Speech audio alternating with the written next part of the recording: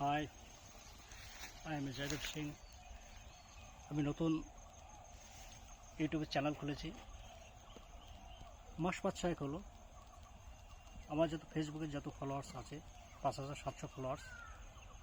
আমি এটাই আবেদন করব সকলের কাছে যে যাতে তোমরা সবাই মিলে আমার ইউটিউব চ্যানেলটিকে সাবস্ক্রাইব করে দেবে। নতুন আপনাদের সকলের উৎসাহের জন্যই হয়তো আমি এগাতে পারবো। আর আপনারা যদি না দেখেন তাহলে তো আর কিছু করার নেই। আমি আমার মতন চেষ্টা করছি।